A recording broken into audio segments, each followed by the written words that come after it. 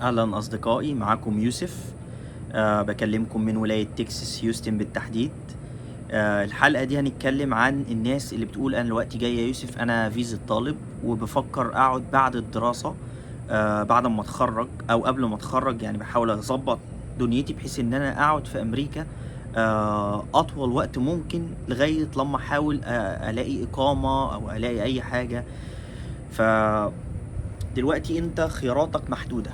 تمام، معلش بقى، خد لي بق قهوة، بق شاي، اتفضلوا معايا.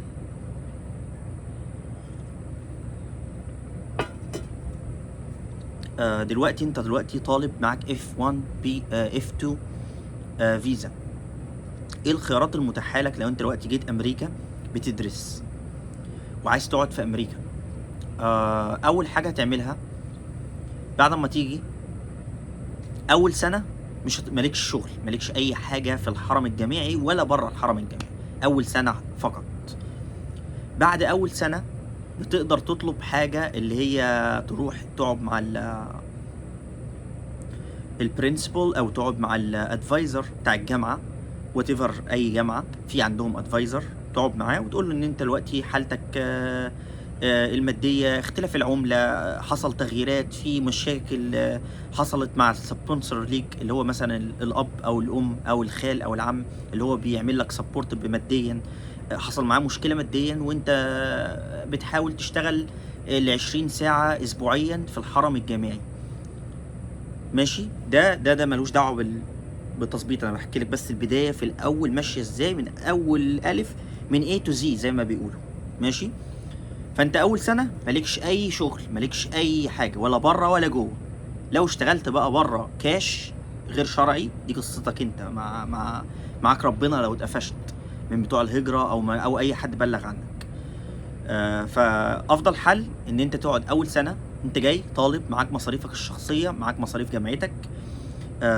حاجة مهمة جدا، ما ينفعش تبقى طالب وجاي وتيجي تقول لي يوسف انا معايا $3000 ومثلا الجامعة بتاخد مثلا في السنة $20000 وانت معاك 3000. طب على الاقل الجامعة هتطالبك مش بالسنة كلها بس، هتطالبك تدفع اول ترم. تمام، اول ترم مثلا احنا قلنا مثلا السنة كلها ب10، يبقى فيها ترمين، وفي واحد في الوسط كده يعتبر تالت بس هو مش من الناس ما بتاخدوش قوي، يعني ما بتحسبوش تالت، يعتبر 2. فانت لو حسبت ترم ب10000 انت كده لازم تبقى جاي معاك 14 $15000.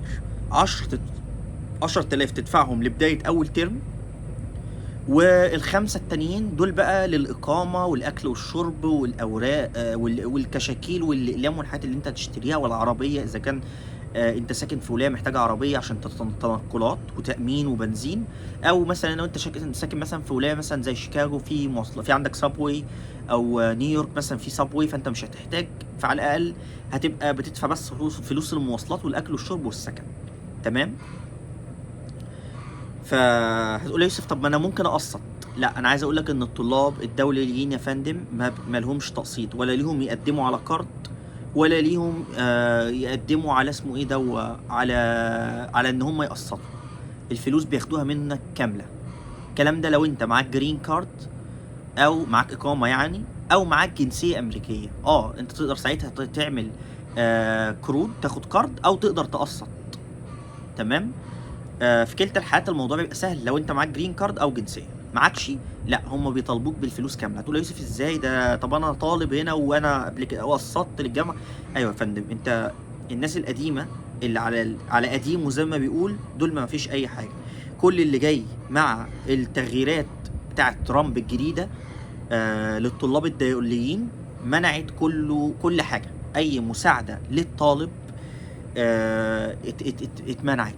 اي مساعدات للطلاب الدوليين اتمنعت. حتى كان في بعض الجامعات عامله منح. انا عايز اقول لك ان ترامب كان بيدي للجامعات دي، كان بيديهم سبورت، بيديهم فلوس. سحب منهم الفلوس دي، قال لهم لا، اعتمدوا بقى على نفسكم، احنا مالناش دعوه، احنا مش هنديكم فلوس تاني للمساعدات والحاجات دي، عشان انتوا بتدوا المنح دي للطلاب الدوليين، الاولى تدوها للطلاب الامريكان. وسحب من، انا عايز اقول لك ان في جامعات كبيره زي اكسفورد وحاجات زي دي سحب منهم ملايين الدولارات، وهم حتى يعني متضايقين جدا من الموضوع ده لان شايفين ان هو يعني مش صح. بس ما علينا، احنا مش هنتكلم في حاجات سياسيه، احنا خلينا في الجزء اللي هو تبعنا. الجزء اللي تبعنا، انت هتيجي اول سنه انت مطالب بمصاريف اول ترم تدفعها مقدما قبل الترم على الاقل بشهر. ولو ما دفعتش ساعتها ما بيدخلوكش الترم. بس ايه اللي بيحصل يا فندم؟ الجامعه بتبعت لوزاره الهجره ان انت ضحكت عليهم، ما دفعتش حاجه و... وما دخلتش الترم. ساعتها ايه اللي بيحصل؟ وزاره الهجره بقى بتبتدي تعمل يطلع جادج يعمل وارنت ارست، يطلع زي امر طلب بالقبض عليك، وساعتها بتترحل فورا. يعني الايس اللي انت بتشوفهم في الشارع دول بقى اللي هم تبع وزاره الهجره الامريكيه، دول لو لقوك في اي حته ماشي في اشاره، ماشي في الشارع وقال لك البطاقه ولا بتاعه ولقاك معكش اي حاجه، باشا انت هتترحل فورا. حتى ولا في اصل انا موبايلي في البيت، اصل انا هدومي، اصل انا معرفش مغيرتش، لا، بياخدوك على اول طياره، يحطوك في المطار وبيشحنوك في اول طياره رايحه اي بلد تبع الدول اللي هي متفقين معاها ان يبعتوا لها المهاجرين. يعني هم بيسالوك انت منين، تقول لهم مثلا انا من مصر، انا من سوريا، انا من العراق، انا من الجزائر، بيبعتوك الدوله بتاعتك. لو انت ما رضيتش تتكلم خالص بيبعتوك بقى دوله من اللي هم متفقين يرموا عليها المهاجرين. فطبعا يعني تسويحه سودة، يعني فاهم.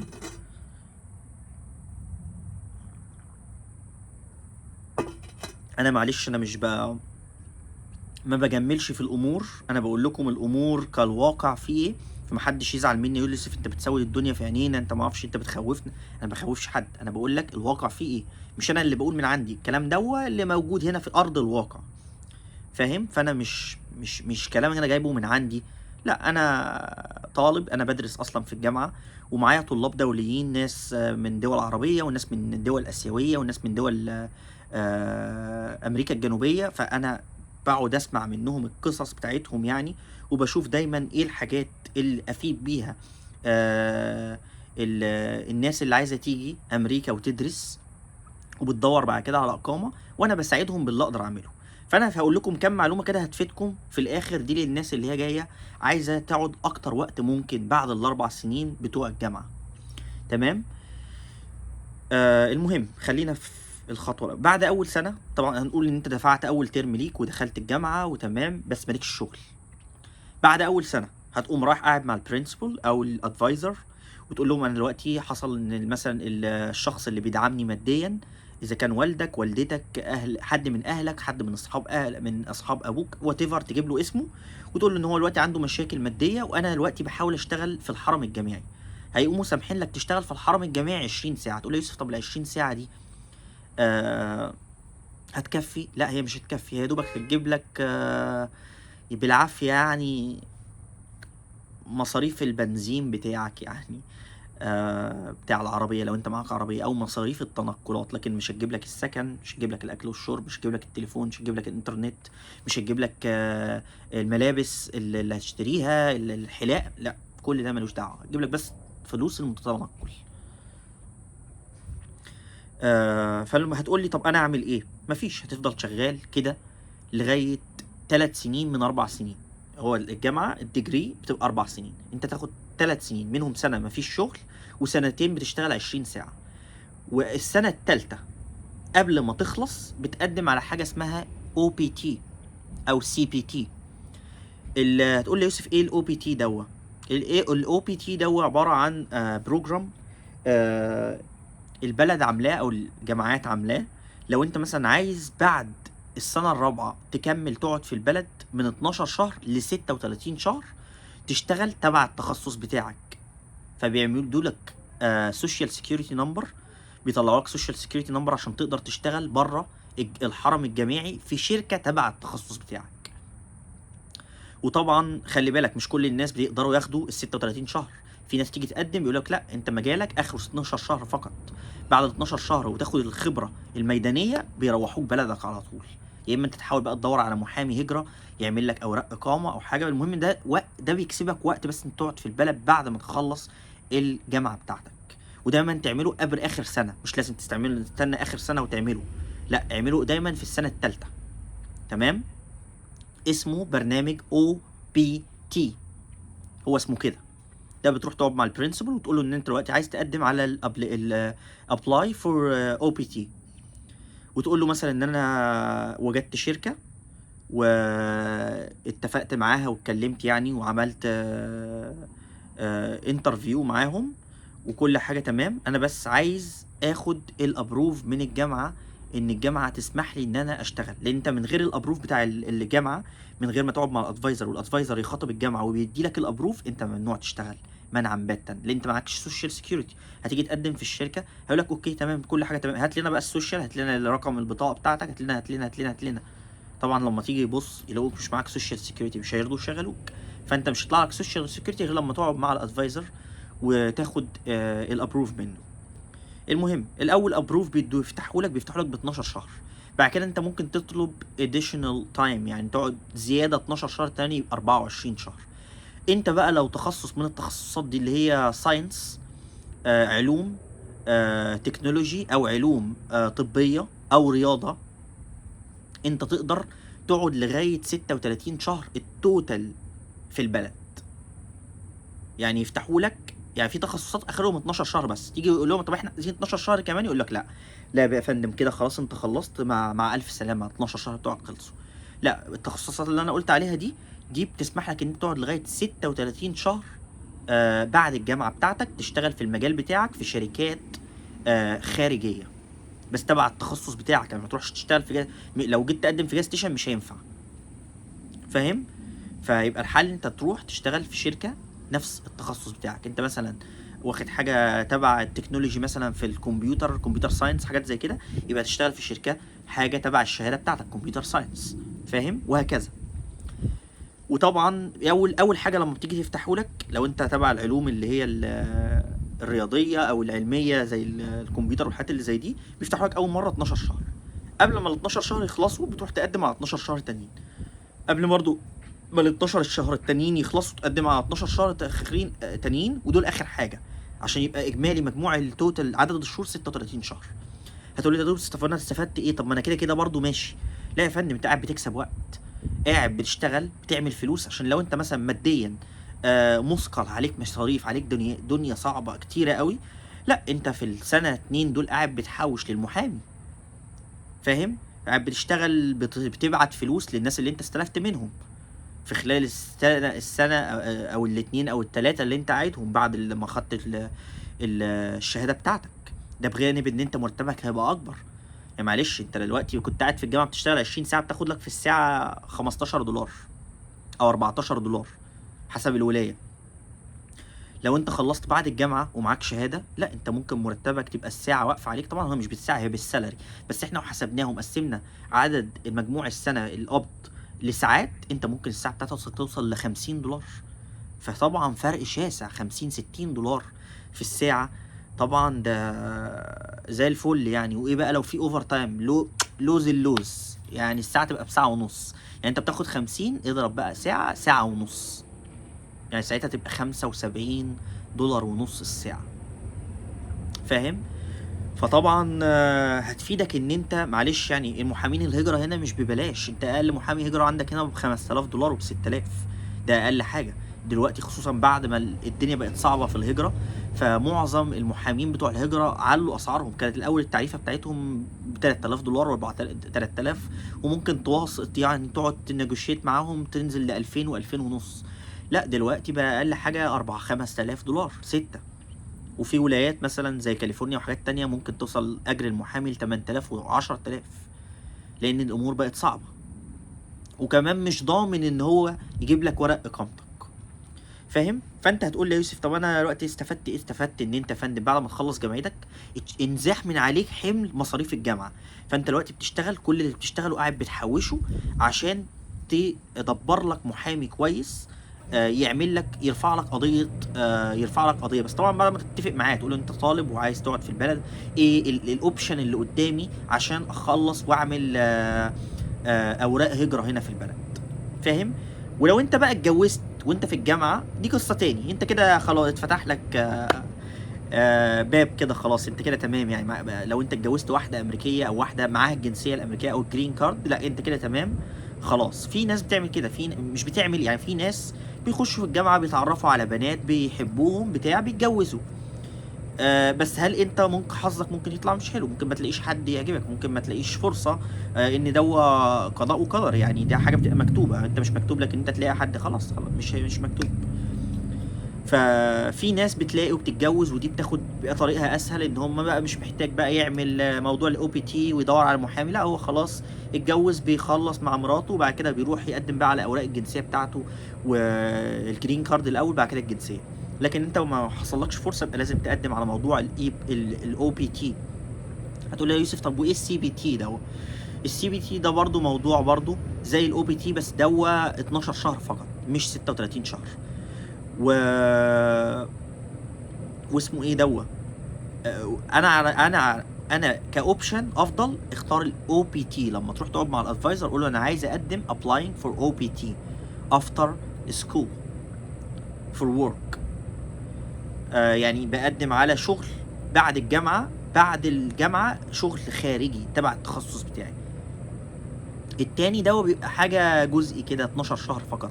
اما الاو بي تي بيوصل لغايه 36 شهر لبعض التخصصات، فده هيفيدك ان انت لو تخصص من التخصصات اللي انا قلت عليها دي بيدي لك فرصه حلوه 3 سنين انت قاعد بتحوش فيها فلوس عشان تدور بعد كده على محامي هجره يظبط لك ورقك، وده بتبقى حاجه كويسه جدا يعني، خصوصا ان انت مرتبك هيبقى فل الفل يعني انت بتتكلم وانت طالب بتشتغل 20 ساعه في الاسبوع. معلش يعني انت في السنه ممكن تعمل لك 6000 دولار. انت لو معاك شهاده بقى وبتشتغل بره الجامعه، لا يا فندم انت تبقى تعمل في السنه من 60,000 دولار لغايه 80 وبعض التخصصات 100,000 دولار. تخيل من 6000 في السنه في ال 20 ساعه اللي انت كنت بتاخدها في الحرم الجامعي، لبعد كده بالشهاده بتاعتك 60 ل 100,000 دولار في السنه، طبعا حسب الخبرات وحسب نوع الشهاده بتاعتك ايه. بس طبعا مبلغ حلو.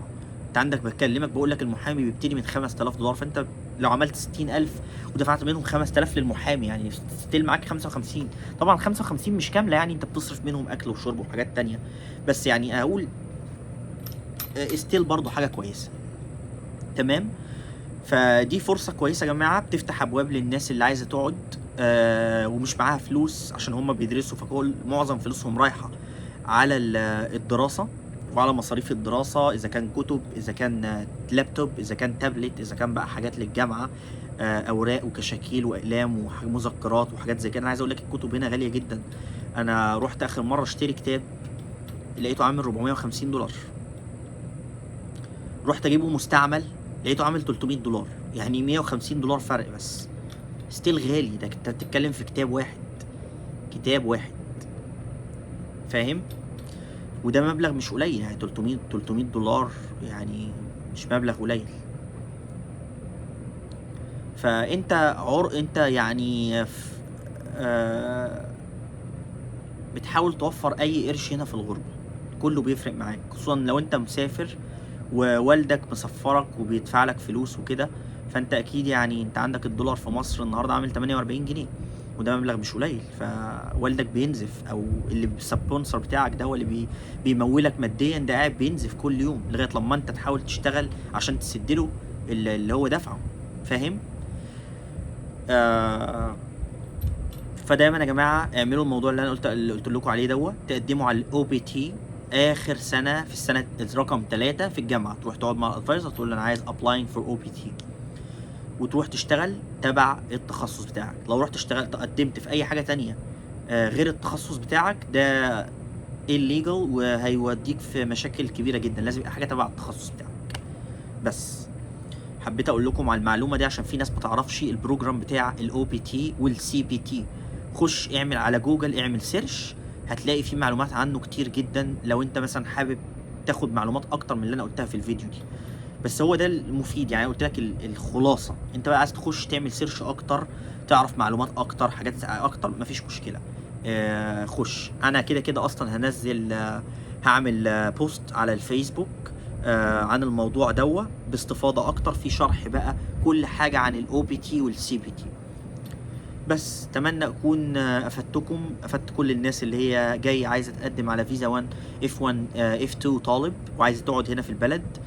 في ناس تقول لي هل في فرصه اقعد في البلد؟ لغايه دلوقتي احنا مش شايفين يعني في فرصه في طبعا مش زي زمان كانت الناس بتعرف تقعد بسرعه بتاع. دلوقتي في شويه صعوبات بسبب الاداره بتاعه ترامب. بس في ناس بتقعد في ناس بيتعمل لها تجديد بعد ال4 سنين جامعه يقعدوا بنظام الاو بي تي والسي بي تي. في ناس، انا قاعد معايا واحد صاحبي مخلص التخصص بتاعه في السنه الثانيه تبع البروجرام بتاع الاو بي تي، وقاعد وبيشتغل وبيعمل فلوس وزي الفل يعني، فاهم؟ وبيشتغل بشهادته وبياخد مرتب حلو جدا يعني. فانا قلت انصحكم بحاجه زي دي، ويعني ربنا يوفق يا رب الجميع، وان شاء الله كده اشوفكم كلكم في مراكز حلوه. اهم حاجه ما تنسونيش، اللي يوصل لمركز حلو يبقى يظبطنا بقى. بس يا رب ان شاء الله كلكم توصلوا لمراتب كويسه ان شاء الله في امريكا، تبقوا احسن مني كمان. بس ولو عندي اي معلومه تانية انزلها لكم الفتره اللي جايه هعملها. في ناس طلبت مني ان انا اعمل فيديوهات عن اوبر واوبر ايتس وليفت ودور داش. حاضر، انا هحاول اعمل لكم معلومات عن الموضوع ده وقريب، بس يعني استنوا شويه، لان انا يعني عندي شغل وعندي دراسه. فالفتره الوحيده اللي انا اقدر اعمل فيها فيديو زي كده هو ايام الاجازه، يوم السبت ويوم الاحد. فطبعا يوم السبت والحد مش طول الوقت ببقى قاعد فاضي، ببقى ساعات قاعد بذاكر، فحتى ما بعرفش ارد على ناس تيجي تكلمني برضو مكالمات او حاجه او رسائل، ما بعرفش ارد، وده غصب عني. ادعوا لي كده تخلص كده سنين الدراسه كده، عشان انا يعني كنت قربت اخلص. بعد كده حصل كده موقف خلاني هغير الميجر بتاعي كله. يعني انا كنت سايبر سيكيورتي، فانا بحاول لقيت ان الاي اي دخل وفي مشاكل. بعد كده الاي اي هياخد اماكن ناس كتير قوي، وهيقعد ناس كتير قوي في البيوت تابع بقى اللي شغالين في الاي تي والنتورك والسايبر سيكيورتي والويب سايت ديفلوبمنت و انتليجنت سيكيورتي حاجه كده. المهم يعني ابتدى يخش في مجالات كتير، هيقعد ناس كتير في البيوت، فاهم؟ فانا يعني بحاول الحق، مش عايز بعد 5-6 سنين من دلوقتي الاقي نفسي الاي اي حل مكاني وانا قاعد بشتغل في جاز ستيشن، وانا راجل معايا شهاده وتعبت وقعدت 4 سنين ادرس. فانا بشوف كده مع الادفايزر، هل الاي اي فعلا داخل هيوشينا خالص ويطير كل الناس اللي معاها شهادات، ولا ده لبعض التخصصات اللي هي البيجينرز المبتدئين لسه متخرج من شهاده من جامعه ومش معاه اي خبرات، معهوش اي سيرتيفيكيشن، معهوش اي كورسات غير ان هو معاه الشهاده بتاعته بس؟ هل هم دول اللي هياخد مكانهم الاي اي، واللي معاه بقى سيرتيفيكيشن ومعاه لايسنس معرفش ايه وواخد كورسات كتير، ده مش هيعرف يخش ياخد مكانه الاي اي؟ لسه بشوف الموضوع ده مع الادفايزر. ربنا يدعوا لي كده الدنيا تمشي بخير، لان لو لقيت الدنيا مش تمام هضطر اغير الميجر بتاعي واخش حاجه تانية، وابقى اقول لكم ان شاء الله انا هخش ايه وهعمل ايه، وادعوا لي كده. بس ان شاء الله كده اجيب لكم فيديوهات حلوه الفتره اللي جايه ان شاء الله. ما عجبكمش انتوا الفيديوهات بتاعت الكروز مش عارف ليه، بس يلا انا كنت حابب افسحكم معايا واوريكم دول تانية وحاجات تانية، بس يظهر ان ما الناس مش حابه الحاجات دي دلوقتي، يعني الناس تعبانه او مش مستهويه بعض الناس الحاجات دي. الناس اللي بتسافر بس هي اللي بتحب الحاجات دي. فاوكي حاضر، انا هعمل لكم فيديوهات الحاجات اللي انتوا بتحبوها، معلومات عامه، حاجات عن الاسعار بتاعت السكن، الاكل والشرب، اسعار العربيات، الحاجات اللي زي دي. حاضر من عيني، هعمل لكم فيديوهات كتير خالص الفتره اللي جايه. تمام، يلا اتمنى يكون الفيديو عجبكم. اشوفكم ان شاء الله الفيديو الجاي. متنسوش لايك شير سبسكرايب وتدعموني على الصفحه بتاعتي على الفيسبوك والانستجرام والتيك توك. يلا سلام.